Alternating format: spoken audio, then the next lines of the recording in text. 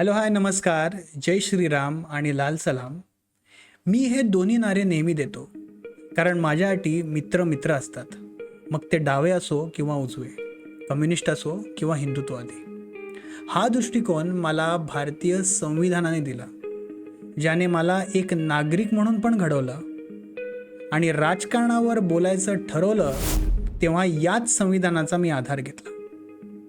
या निवडणुकीत भाजपने एक नवीन घोषणा दिली आहे, कटेंगे तो बटेंगे. सोशल मीडियाच्या माध्यमातून 85% हिंदूंना हिंदू खतरे में है असं पटवून देऊन 15% मुसलमानांच्या विरोधात संताप वाढवला जात आहे. मराठा समाजालाही ओबीसी आणि इतर जातींच्या विरोधात उभं केलं जात आहे. आपापसात फूट पाडून त्यांच्यात भीती निर्माण केली जाते. आणि जर या 15% अल्पसंख्याक लोकांनी त्यांच्या विरोधात मतदान केलंच तर त्याला वोट जिहाद असं नाव दिलं जात आहे.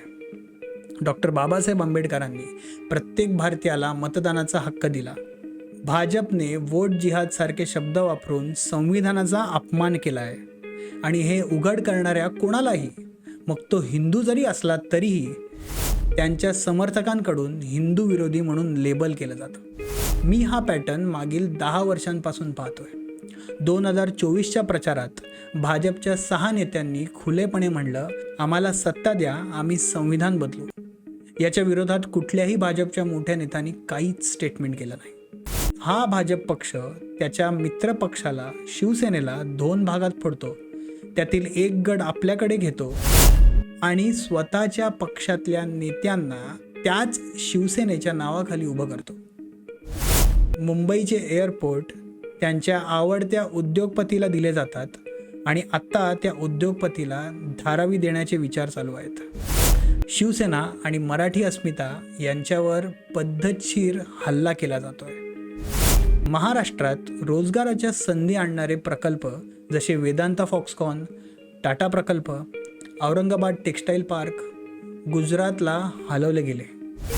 यामुळे महाराष्ट्राने प्रगतीची मोठी संधी गमावली. हा सत्ता आणि पैशांचा खेळ आहे, जिथे तरुणांना बेरोजगार ठेवलं जातं, त्यांना गरीब आणि लाचार ठेवून कॉर्पोरेट्स आणि मोठ्या व्यवसायांना स्वस्तात मजूर मिळवण्याची योजना केली जाते. त्याचवेळी हिंदुत्वाच्या नावाखाली बेरोजगार तरुणांना अल्पसंख्याकांच्या विरोधात भडकवलं जातं. दरम्यान भाजपने खरंच लोकशाहीसाठी किंवा लोककल्याणासाठी असं काय मोठं केलं?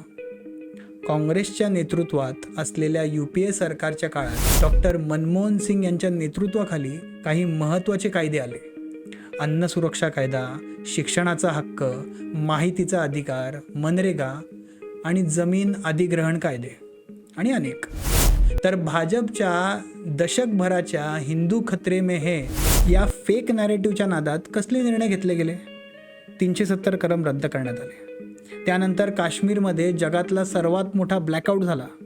दुसरा निर्णय, नोटबंदी. नोटबंदीने अर्थव्यवस्था डळमळीत केली. तिसरा निर्णय, राम मंदिर. राम मंदिरचं काम अर्धवट असताना फक्त निवडणुकांसाठी त्याचा प्रचार केला गेला.